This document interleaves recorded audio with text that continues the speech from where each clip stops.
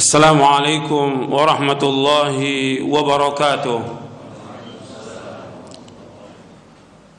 إن الحمد لله نحمده ونستعينه ونستغفره ونعوذ بالله من شرور أنفسنا ومن سيئات أعمالنا. من يهده الله فلا مضل له ومن يضلل فلا هادي له. أشهد أن لا إله إلا الله وحده لا شريك له وأشهد أن محمدا عبده ورسوله. يا أيها الذين آمنوا اتقوا الله حق تقاته ولا تموتن إلا وأنتم مسلمون. يا أيها الناس اتقوا ربكم الذي خلقكم من نفس واحدة وخلق منها زوجها وبث منهما رجالا كثيرا ونساء واتقوا الله الذي تساءلون به والأرحام إن الله كان عليكم رقيبا.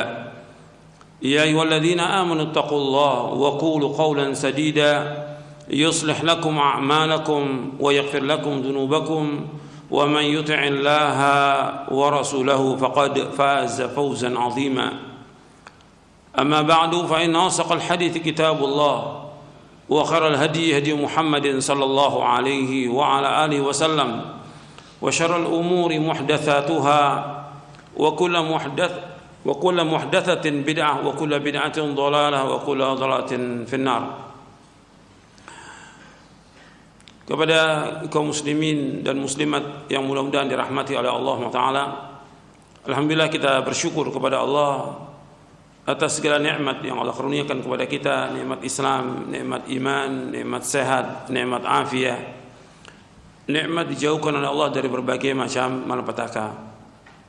Kita bersyukur atas semua nikmat. Kita enggak akan bisa menghitung nikmat Allah. Wa in ta'uddu ni'matallahi la tuhsuha innal insana ladzalumun kafar. Seandainya kamu menghitung nikmat-nikmat Allah, kamu tidak akan dapat menghitung nikmat-nikmat itu. Sesungguhnya manusia sangat zalim dan manusia sangat kufur. Ikhwan fillah, azakumullah. Pada pekan yang lalu saya jelaskan dalam muqaddimah tentang sebab apa yang terjadi dari musibah, petaka, wabah, penyakit itu dengan sebab dosa dan maksiat. Kewajibannya manusia kembali kepada Allah, yaitu bertaubat kepada Allah dengan taubatan nasuha, dengan jujur, dengan ikhlas dia bertaubat kepada Allah Taala. Dan dia wajib melaksanakan perintah Allah, menjauhkan larangannya, berhenti dari semua perbuatan dosa, kembali kepada Allah. Kalau seandainya semua manusia seperti itu, maka insya Allah Allah akan hilangkan wabah ini, Allah angkat wabah ini. Kemudian ikhwan fillah, azakumullah, dari kondisi yang ada yang kita lihat dari kaum muslimin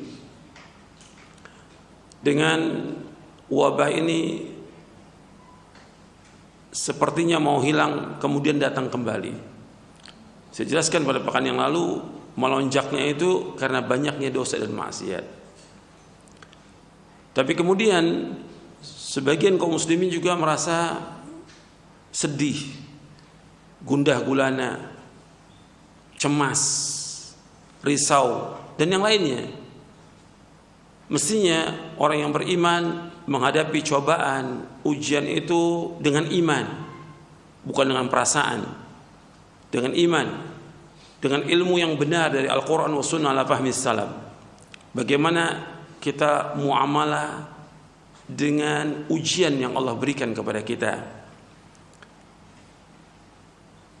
Kita harus terus berusaha bagaimana mendekat kepada Allah, karena yang memberikan cobaan ujian Allah SWT, bukan tambah jauh dari Allah, tambah dekat kepada Allah. Makanya dulu dikatakan oleh Imam Asy-Sya'bi Amir bin Syurahil rahimahullah yang wafat tahun 105 Hijriah, beliau mengatakan kanu idza farugu min syai'in atau al masajid. mereka, maksudnya para tabi'in dan para sahabat, idza farughu min syai'in, farughu maksudnya mereka jaza'u, mereka risau, cemas, mengalami ketakutan, atau al-masajid, mereka datang ke masjid. Ini diriwayatkan oleh Imam Al-Baihaqi dalam kitabnya Syu'abul Iman, dan rawi-rawinya thiqat. Disebutkan, kata Imam Sya'bi rahimahullah, Amir bin Syurahil yang wafat tahun 105 Hijriah, kanu idza farughu min syai'in, mereka para tabi'in dan juga para sahabat, farughu artinya mengalami kegelisahan, kecemasan, risau, atau al-masajid, mereka datang ke masjid. Ini diriwayatkan oleh Imam Al-Baihaqi dalam Syu'abul Iman, dan rawi-rawinya thiqat. Ini fi'lus salaf, perbuatan salaf. Artinya kita harus lihat, kita kan kembali kepada Al-Quran wa sunnah ala fahmi salaf. Sekarang bagaimana perbuatan salaf? Perbuatan salaf ketika mengalami kecemasan, kegelisahan, kerisauan, mereka datang ke masjid. Bukan meninggalkan masjid, datang ke masjid. Jadi mereka berusaha bagaimana mendekat kepada Allah Subhanahu wa taala. Ini yang penting, ini diperhatikan, karena sejak Nabi SAW menyebutkan berkaitan dengan masalah ta'un, Nabi nggak pernah menyebutkan untuk menjauhkan masjid. Karena hadis ta'un banyak itu tentang wabah, tentang petaka dan segala macam, tapi nggak ada riwayat menyebutkan untuk menjauhkan masjid. Justru manusia kembali ke masjid. Dan saya sudah sampaikan pada pekan yang lalu dari penjelasan Al-Hafidh Ibnu Hajar Asqalani di dalam kitabnya Badlul Ma'un fi Fadli Ta'un, sekitar tahun 450-an gitu, yang terjadi di Samarkand. Itu setiap hari orang mati karena ta'un itu ribuan setiap hari. Kemudian orang bertaubat, mereka datang ke masjid. Artinya seperti itu orang. Dan juga kalau kita lihat dalam kehidupan di masyarakat yang kehidupannya, kalau kita lihat ada orang yang taubat nih, dari apakah dia minum khamar, apakah dia penjahat, ketika dia taubat datangnya kemana mereka? Ke masjid. Ketika taubat datang ke masjid. Tadinya pakaiannya macam-macam, sekarang ganti sarung pakai pici, kemana dia? Ke masjid. Jadi ini harus kita perhatikan ini. Kembali ke masjid. Taubat kepada Allah, kembali ke masjid. Dan dengan itu insya Allah, dengan di masjid dia berzikir, dia berdoa, dia sholat, insya Allah Allah akan angkat wabah ini. Kalau kaum muslimin berbondong-bondong ke masjid, melaksanakan ibadah, sholat yang 5 waktu di masjid, kemudian juga mereka merapatkan saf, karena saf ini penting.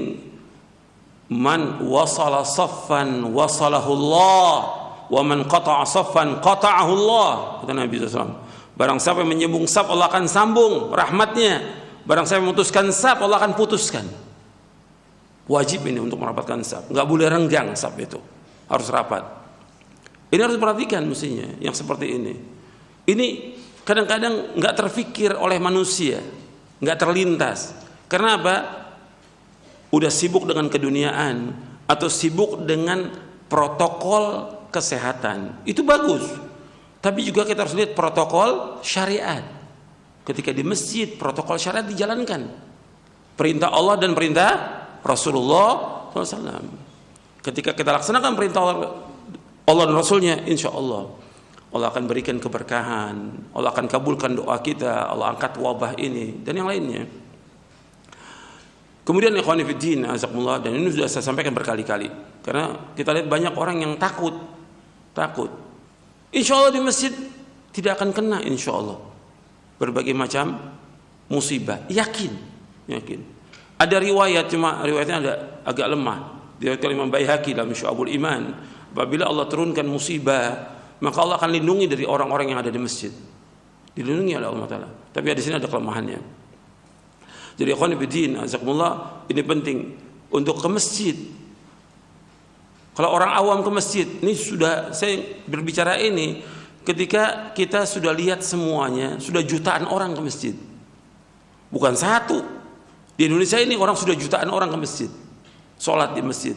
Kok masih ada segelintir orang, dan sangat disayangkan segelintir orang ini siapa? Yang sudah ngaji. Wajib untuk mendapatkan, nggak boleh membuat celah, nggak boleh. Sampai Nabi mengatakan, walinu bi'aidi ikhwanikum wala tadharu furujatin lisyaitan. Adalah kalian berlaku lemah lembut kepada tangan-tangan saudara kalian.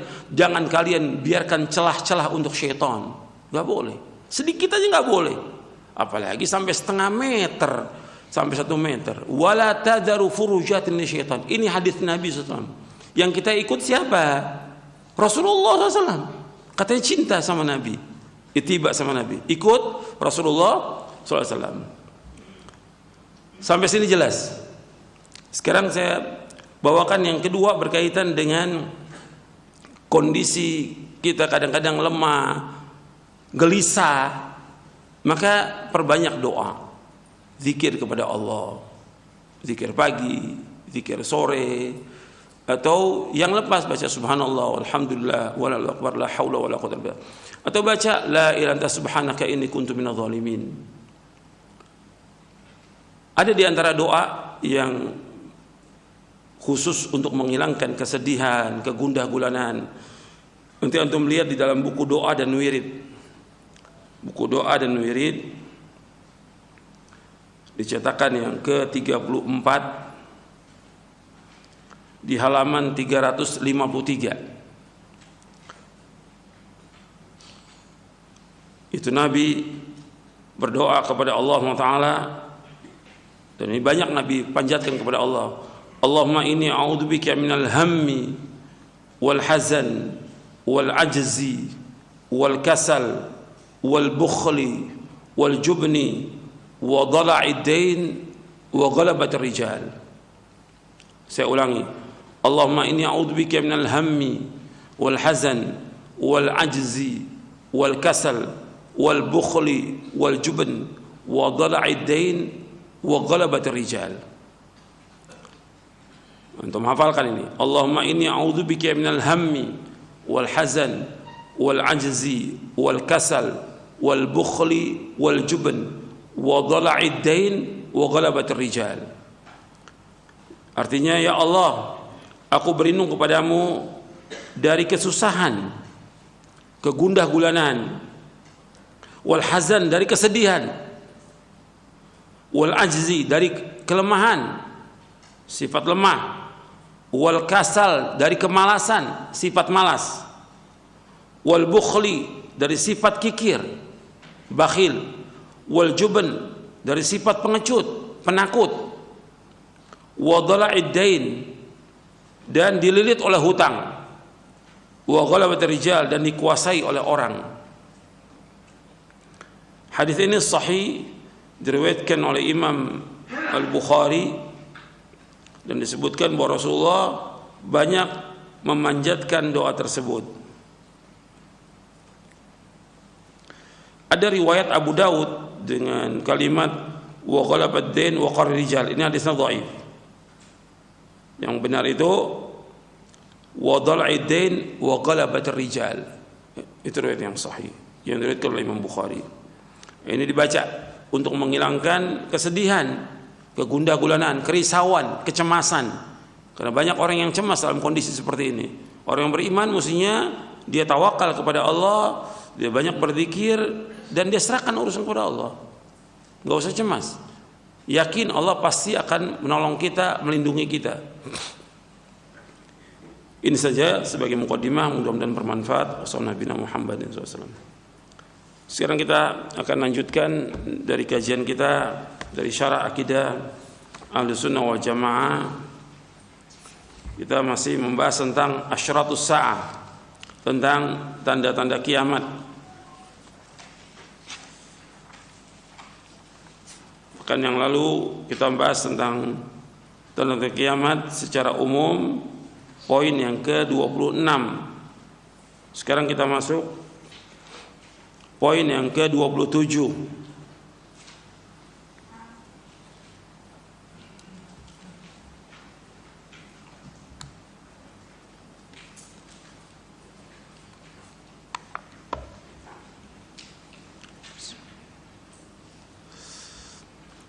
Salah satu tanda kiamat yang besar adalah munculnya Imam Mahdi. Ahlussunnah memahami Imam Mahdi sebagai berikut.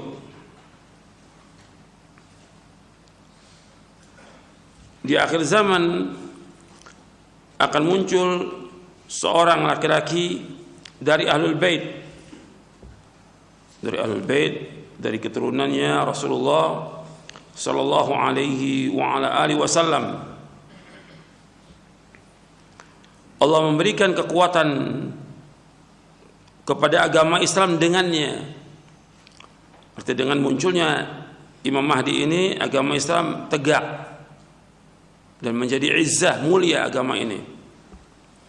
Dia memerintah selama 7 tahun, memenuhi dunia dengan keadilan setelah sebelumnya dipenuhi oleh kezaliman dan kezaliman. Umat di zamannya akan diberikan kenikmatan yang belum pernah diberikan kepada selainnya. Bumi mengeluarkan tumbuh-tumbuhannya, langit menurunkan hujan, dan dilimpahkan harta yang sangat banyak. Orang ini mempunyai nama seperti nama Rasulullah SAW. Demikian pula nama ayahnya seperti nama ayah Rasulullah SAW. Jadi namanya adalah Muhammad atau Ahmad bin Abdullah. Jadi namanya nama Rasulullah Muhammad atau Ahmad. Nama ayahnya sama dengan nama ayah Rasulullah, yaitu Abdullah.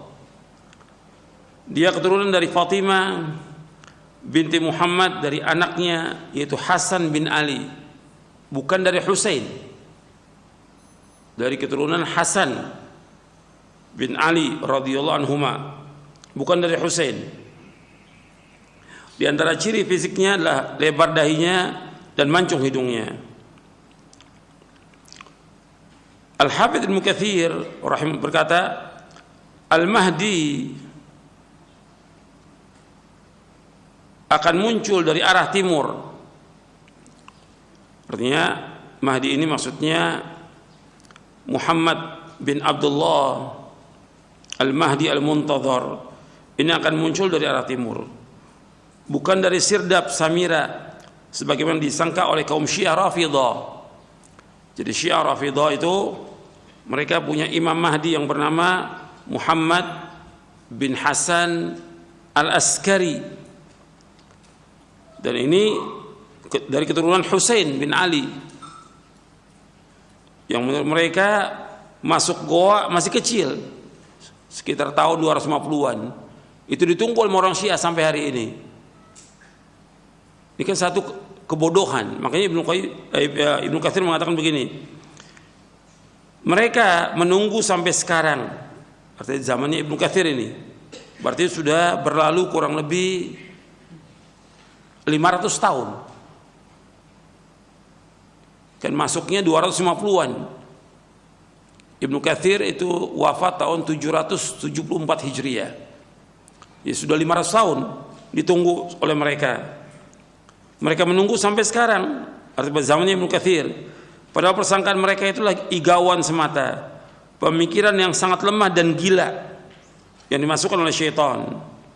Persangkaan mereka tidak punya alasan baik dari Al-Quran maupun Sunnah, bahkan tidak sesuai dengan akal yang sehat. Bagaimana orang masuk ke goa ditunggu nanti akan keluar sebagai Imam Mahdi Muntadhar? Ini sudah mustahil, nggak masuk akal udah. Baik dari Quran Sunnah nggak ada. Jadi yang mereka tunggu itu juga beda dengan yang disebutkan dalam hadis Nabi, karena namanya Muhammad bin Hasan.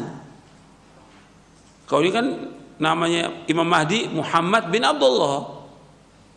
Ini Muhammad bin Hasan al-Askari, dan juga jalurnya kata mereka keturunan dari Husain bin Ali, karena imam-imam Syiah itu jalurnya dari Husain bin Ali. Orang Syiah nggak mau pakai Hasan, karena Hasan menyerahkan kekuasaannya kepada Muawiyah tahun 40 Hijriah, maka mereka benci kepada Hasan radhiyallahu an. Ini cucunya Nabi Hasan dan Husain, cucu Nabi sallallahu alaihi wasallam. Jadi mereka, imam-imam mereka itu, kata mereka itu dari keturunan Husain, sedangkan ini dari keturunan Hasan, Imam Mahdi al-Muntadhar. Dan Imam Mahdi ini keberadaannya nanti akan datang dia, artinya bersamaan dengan Dajjal dan juga bersama dengan turunnya Nabi Isa alaihissalam. Imam Mahdi ini datangnya atau adanya atau munculnya ya di saat munculnya Dajjal. Udah di akhir-akhir kemunculan Dajjal datang Imam Mahdi. Kemudian setelah itu turun Nabi Isa untuk membunuh Dajjal. Turunnya Nabi Isa alaihissalam untuk membunuh Dajjal. Itu tugasnya Nabi Isa. Dan hadis tentang Imam Mahdi ini mutawatir. Hadisnya mutawatir. Diriwayatkan dari banyak sahabat. Syekh Abdul Muhsin bin Hamad Al-Abbad Al-Badr ini sudah menulis tentang masalah Imam Mahdi Al-Muntadhar ini sejak 50 tahun yang lalu gitu. Waktu di awal-awal berdirinya Jami'ah Islamiyah Madinah, di awal-awal beliau kuliah di sana, setelah lulus menulis kitab namanya Aqidah Ahli Sunnah wal Athar fil Mahdi Al-Muntadhar. Aqidah Ahli Sunnah wal Athar fil Mahdi Al-Muntadhar, yang ditulis oleh Syekh Abdul Muhsin bin Hamad Al-Abbad Al-Badr hafizahullah. Beliau kumpulkan semua hadis yang berkaitan dengan Imam Mahdi, dan beliau jelaskan ini riwayatnya banyak dari puluhan sahabat beliau sebutkan.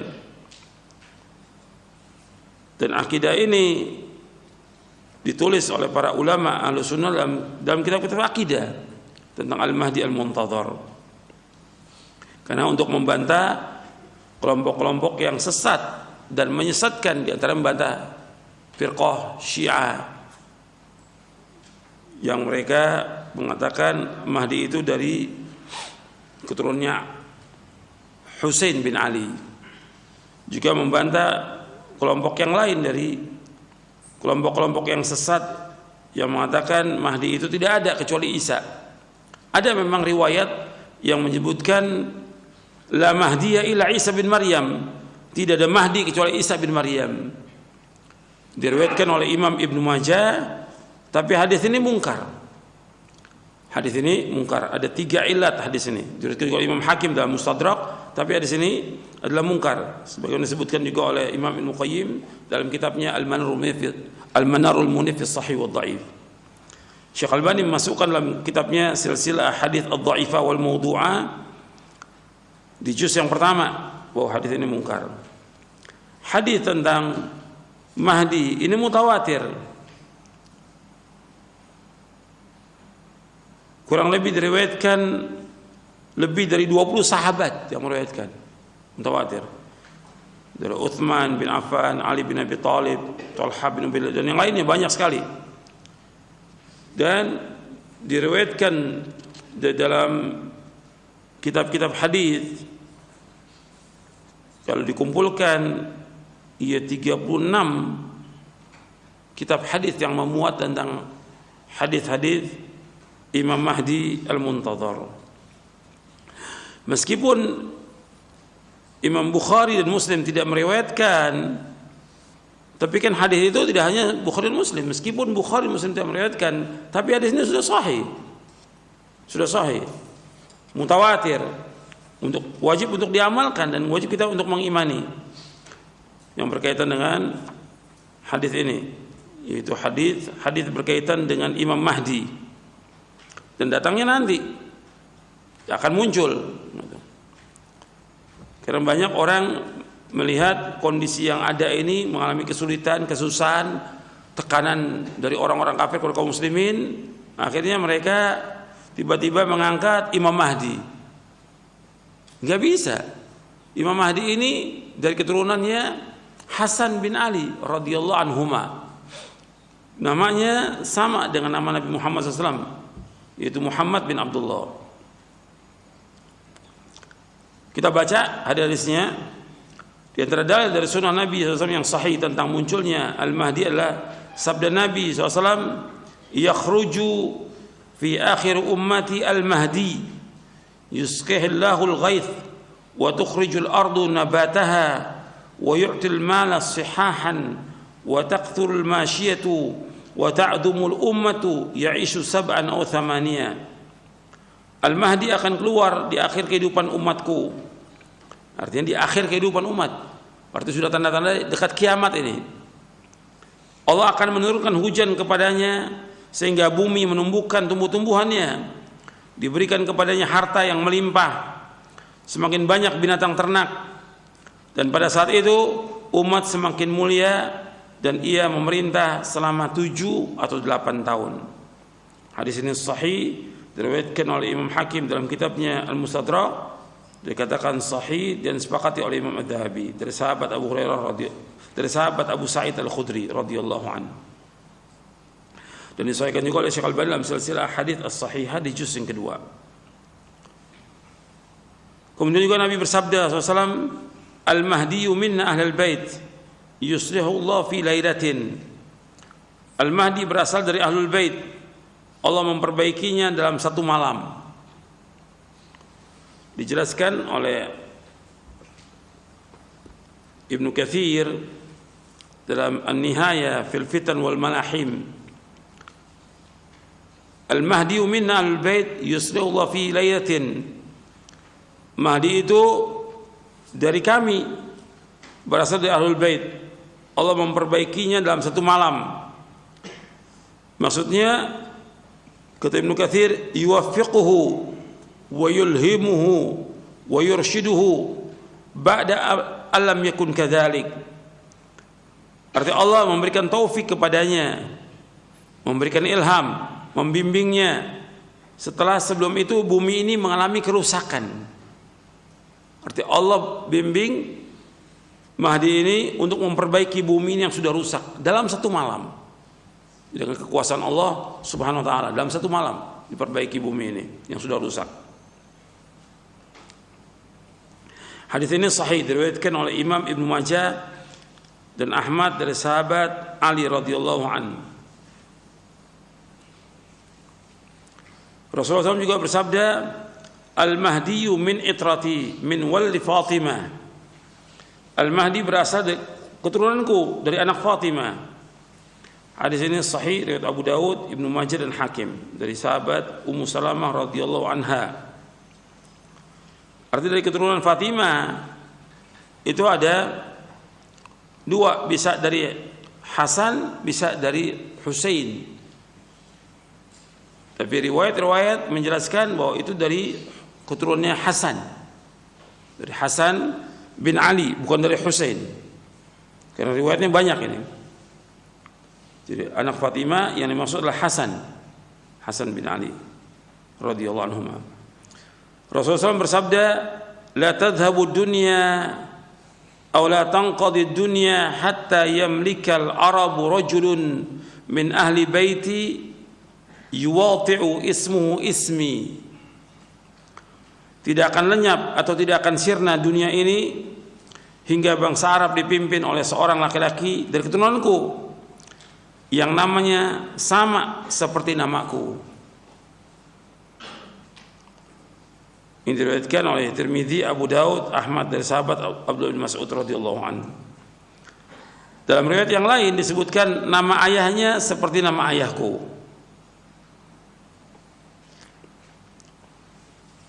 Jadi namanya sama. yuwati'u ismu ismi wasmu abi ismu abi. Dalam Sunan Abu Daud ini. Dan disesuaikan oleh Syekh Albani. Nama ayahnya seperti nama ayahku. Dalam riwayat yang lain disebutkan oleh Nabi SAW, kaifa antum idza nazala ibnu Maryam fikum wa imamukum minkum.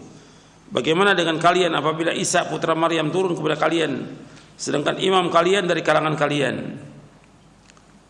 Hadis ini sahih dari Bukhari dan Muslim dari sahabat Abu Hurairah. Ini berkaitan dengan turunnya Isa bin Maryam. Dan Nabi menyebutkan bahwa imam itu dari kalian, maksudnya Imam Mahdi. Ini menunjukkan bahwa Imam Mahdi sebagai imam kaum muslimin pada waktu itu. Dan Nabi Isa bermakmum kepadanya, kepada Imam Mahdi. Nanti disebutkan bahwa Nabi Isa AS itu turun di Menara Putih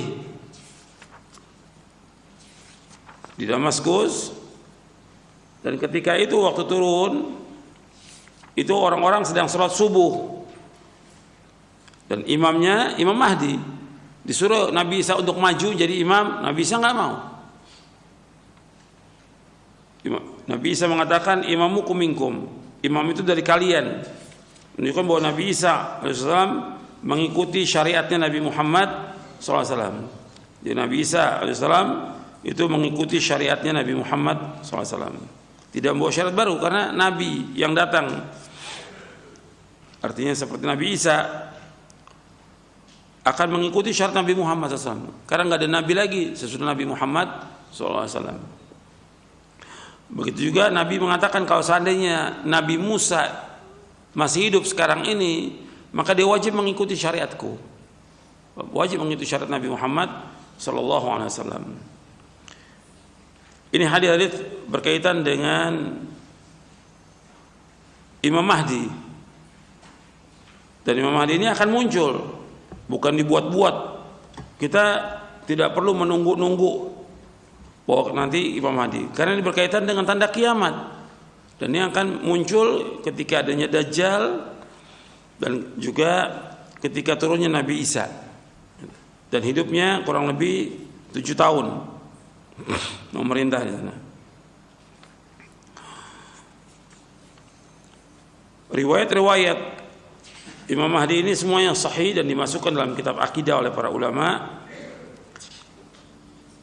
Dan ini riwayatnya sahih meskipun ada sebagian kelompok yang menolak tentang hadis-hadis yang berkaitan dengan Mahdi, tapi riwayatnya cukup bahwa ini riwayatnya mutawatir dan dimasukkan oleh para ulama dalam kitab-kitab akidah, dan mereka menyebutkan bahwa hadis ini mutawatir.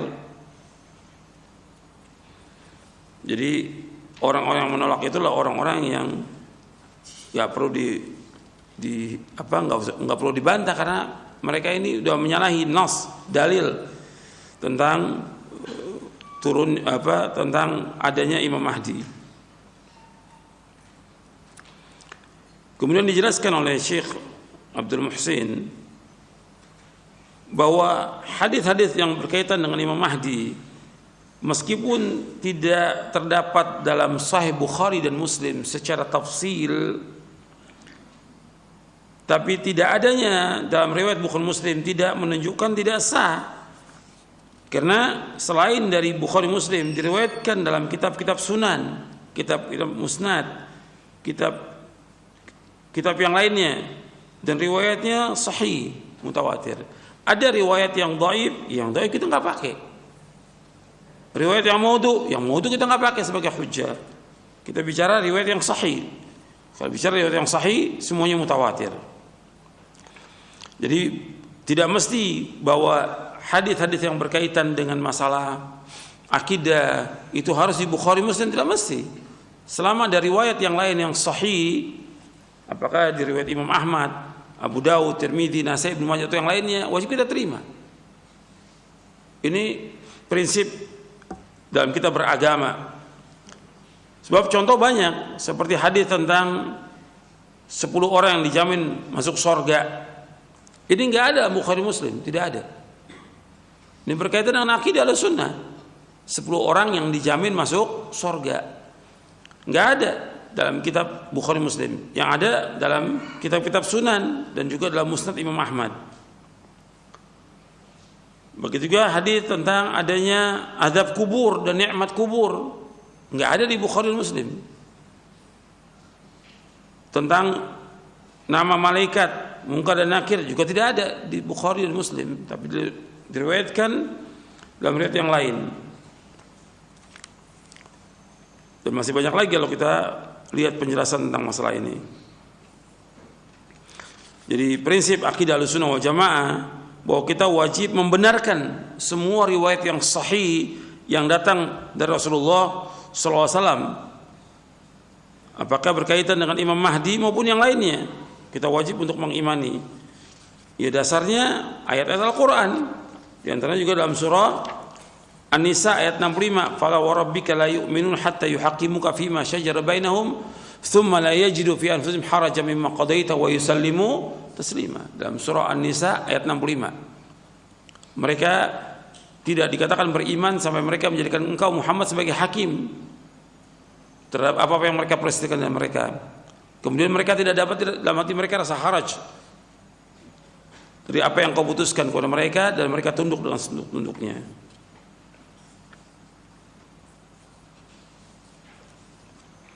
Ya, ini yang berkaitan dengan Imam Mahdi. Kalau ada yang kurang jelas antum mau tanyakan silakan. Untuk kajiannya cukup sampai di sini. Wassalamualaikum Muhammadin sallallahu alaihi wa ala alihi wasallam. Jazakallahu khairan wa barakallahu fikum. Terima kasih para ustadz yang telah menyampaikan bimbingan bermanfaat kepada kita semuanya. Semoga pertemuan kita yang singkat dapat menambahkan ilmu yang bermanfaat. Dan bagi pemirsa serta pendengar yang ingin bertanya, yang pertama kami bacakan terlebih dahulu pertanyaan dari Abdullah di Tanawolio, Sulawesi, yang bertanya, "Assalamualaikum Ustadz, menyimak ceramah Pak Ustadz tadi, maka Ana ingin bertanya, apakah turunnya Nabi Isa alaihissalam bersamaan dengan kehadiran Imam Mahdi menjelang hari kiamat, dan apa tugas yang mereka emban dari Allah Subhanahu wa Ta'ala? Dikatakan pula bahwa suatu saat menjelang hari kiamat, matahari akan terbit di ufuk barat. Mohon penjelasannya Ustadz, bagaimana kehidupan umat yang hidup di kala itu dari bau-bau di Buton." Silakan Ustaz. Iya, berkaitan dengan Imam Mahdi, turunnya Nabi Isa dan keluarnya Dajjal, itu hampir bersamaan gitu. Dan nanti ada yang lain lagi. Insya Allah pekan depan kita akan lanjutkan berkaitan dengan Dajjal.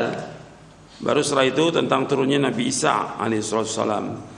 Nanti kemudian yang lainnya, keluarnya Ya'juj wa Ma'juj. Ini ada di sini. Kalau yang bertanya itu punya kitabnya, menyimak dan juga baca kitabnya, ada di kitab ini, Syarah Aqidah Ahlussunnah wal Jamaah.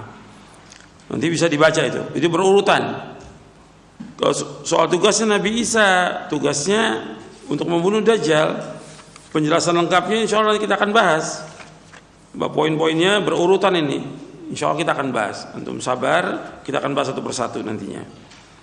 Tentang Dajjal, kemudian tentang Nabi Isa, tentang Ya'juj wa Ma'juj, dan terbitnya matahari dari barat. Jadi munculnya Mahdi ini sebagai imam yang ditunggu. Mereka katakan Al-Mahdi Al-Muntadhar. Muntadhar artinya yang ditunggu oleh orang. Kenapa? Dunia ini sudah mengalami kezaliman yang luar biasa. Dunia ini semua di permukaan bumi ini kezaliman yang ada. Maka yang terakhir itu ya Dajjal, ya, yang merusak. Kemudian muncul Mahdi. Nah, munculnya Mahdi ini Allah berikan dalam satu malam itu kebaikan alam semesta ini. Yuslihullah fi lailatin, Allah memperbaikinya dalam satu malam. Dan itu di saat itu juga dibunuh Dajjal oleh Nabi Isa. Karena Nabi Isa turun tugasnya untuk membunuh Dajjal. Nah, setelah terbunuh Dajjal aman sudah dunia ini. Kurang lebih selama 7 tahun. Baru setelah itu nanti akan muncul lagi yang lain, fitnah yang lain lagi, yaitu Ya'juj wa Ma'juj. Terjadi kerusakan lagi. Dan terus seperti itu. Dan ini semuanya berbicara tentang kekuasaan Allah SWT. Kita wajib untuk mengimaninya. Kita wajib untuk membenarkannya selama riwayat-riwayat itu sahih. Itu kewajiban kita. Silakan yang lain. Jazakallahu khairan Ustaz. Terima kasih atas jawaban dan nasihatnya. Berikut kami bacakan kembali dari Abdillah di Cilengsi yang bertanya, Ustadz, di negara kita Indonesia, di berbagai daerah banyak muncul mahdi-mahdi yang mengaku mahdi, kemudian mengajak umat untuk mengikutinya dengan dalih untuk selamat dunia dan akhirat. Nah, apakah benar mahdi itu memang harus orang Arab atau bagaimana Ustaz? Silahkan. Allahul musta'an. Tadi sudah saya jelaskan, hadis-hadisnya jelas bahwa namanya seperti nama Nabi Muhammad SAW dan keturunan Nabi Muhammad. Kan Nabi mengatakan Al-Mahdiyu min itrati min wali Fatimah. Mahdi itu berasal dari keturunanku. Nabi ini orang Jawa apa orang Sunda? Nabi Muhammad SAW orang Arab. Mahdi dari bangsa Quraisy yang mulia. Jadi Nabi SAW mengatakan Mahdi itu berasal dari keturunanku, keturunan Arab. Min wali Fatimah, dari anaknya Fatimah, ya, keturunan Nabi SAW. Dan namanya Nabi juga mengatakan bahwa rajulun min ahli baiti yuwati'u ismu ismi, bahwa Imam Mahdi itu laki-laki dari keturunanku, dari ahlul bait, namanya sama seperti namaku, namanya Muhammad bin Abdullah. Jadi apa yang muncul itu semuanya bukannya Mahdi, itu Dajjal, itu kadzab, tukang dusta semuanya itu para pembohong. Yang muncul-muncul itu Mahdi-Mahdi yang ada itu semua para pembohong, kadzab. Karena dia akan muncul nanti di akhir zaman gitu. Nah, yang lain silakan. Barakallahu fikum Ustaz, terima kasih atas jawabannya. Berikut kami akan berikan kesempatan bagi Anda yang ingin bertanya via telepon, silahkan di 0218236543. Halo. Waalaikumsalam. Dengan siapa ini, di mana? Dengan ibunya di Papua. Pak Ustadz, saya mau minta saran dari Pak Ustadz. Saya baru belajar tauhid, tapi di sini buku-bukunya Pak Ustadz itu tidak ada. Maksudnya saya harus mulai belajar dari mana? Sedangkan saya cari-cari bukunya Pak Ustadz tidak ada, begitu. Maksudnya saya minta sarannya Pak Ustadz, harus mulai belajar dari mana begitu Pak Ustadz? Saya cuma nonton. Baik Ibu, terima kasih atas pertanyaannya. Semoga bisa disimak oleh Ustadz. Silakan Ustadz. Menyimak buku ini, karena mungkin belum sampai penjualan buku ini ke tempat sana atau yang lainnya. Jadi usaha tetap dengarkan aja radio Roja ini atau TV Rojanya supaya Ibu paham tentang apa yang disampaikan. Kan banyak juga materi yang lain yang bermanfaat yang Ibu bisa dengarkan. Tapi kalau ada bukunya itu lebih baik karena kita bisa menyimak bukunya itu. Ya usaha untuk cari, sekarang mudah kok untuk mencarinya. Karena dengan kita baca itu banyak manfaatnya. Gitu. Silakan yang lain. Baik Ustaz, terima kasih atas nasihatnya. Kami sampaikan kepada pendengar dan pemirsa yang ingin bertanya, kami mohon pertanyaan Anda berkesesuaian dengan pembahasan yang telah disampaikan oleh Ustaz. Kembali kami angkat telepon yang kedua, silahkan. Halo. Halo. Halo, ya. Assalamualaikum warahmatullahi wabarakatuh. Waalaikumsalam warahmatullahi wabarakatuh. Bapak dengan siapa ini, di mana? Iya, saya mau tanya Ustadz, dari Irfan di Pasar Bo. Silakan Pak. Ya, ini kan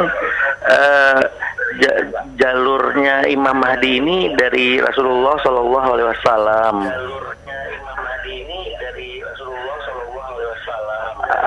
Apakah jalurnya ini jelas sekali atau kita hanya bisa menduga-duga ya?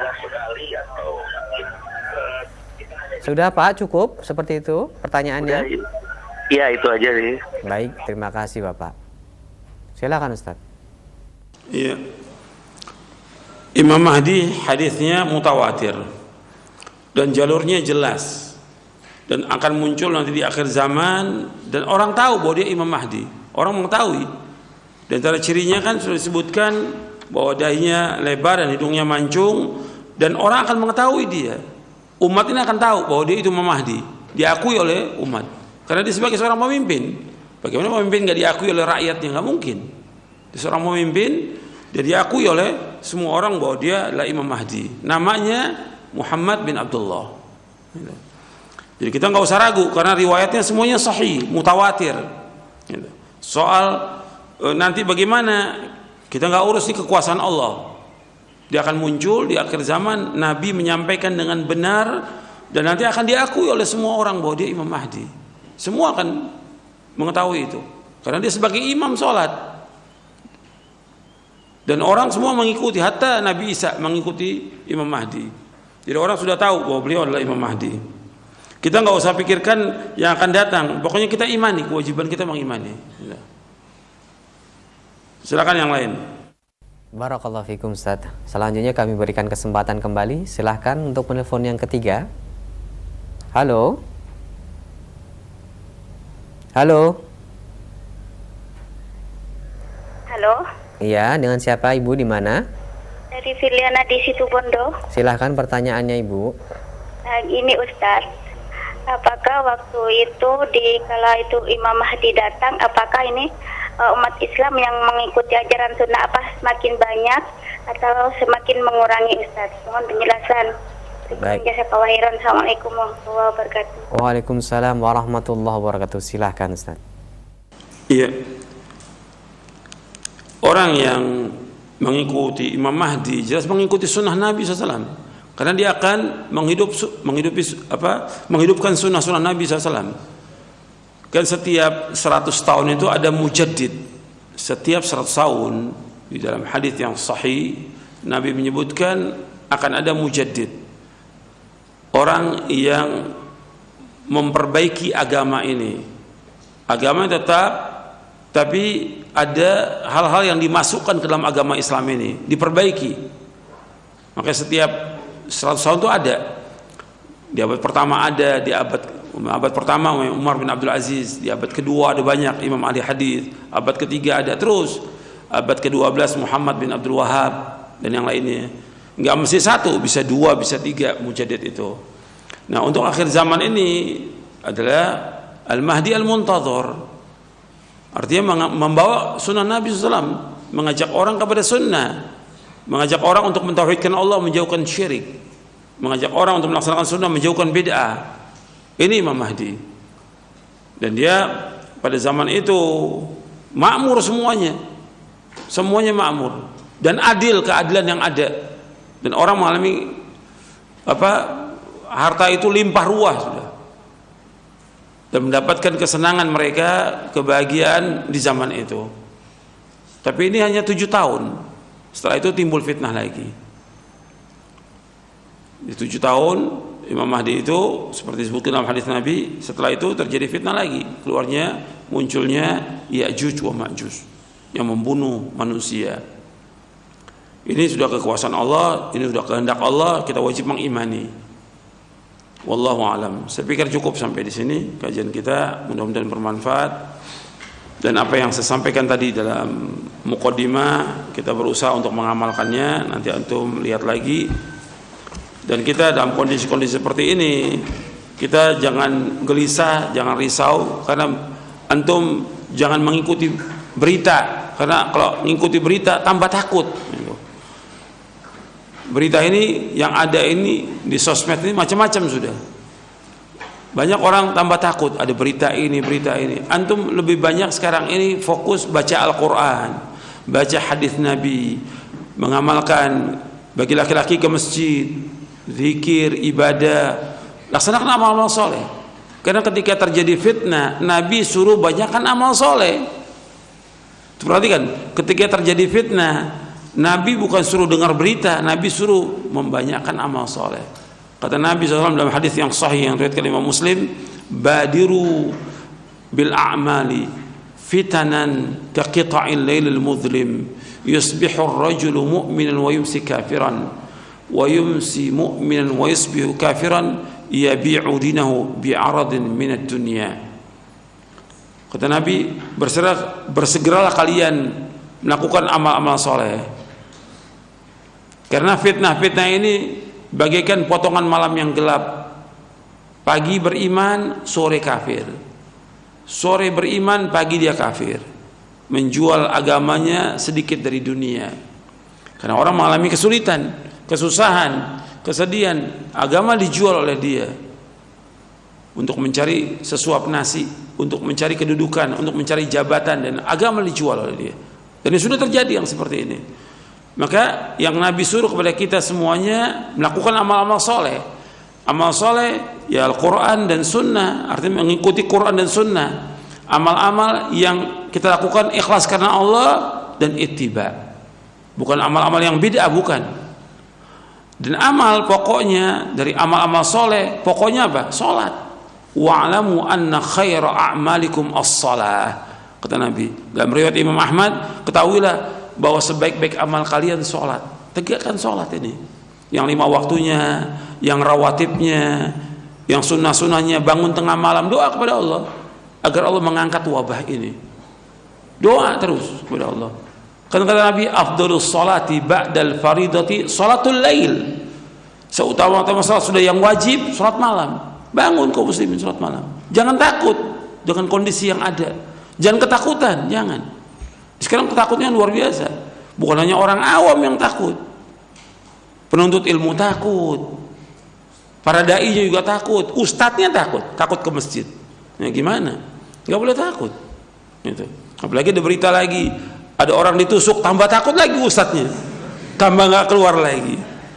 Mesti nggak begitu. Orang beriman hadapi ujian ini dengan tawakal kepada Allah. Insya Allah Allah nggak akan kenakan kita kecuali apa yang Allah sudah takdirkan. Itu yakin tuh. Itu nas Al-Quran dan hadis Nabi Sahih.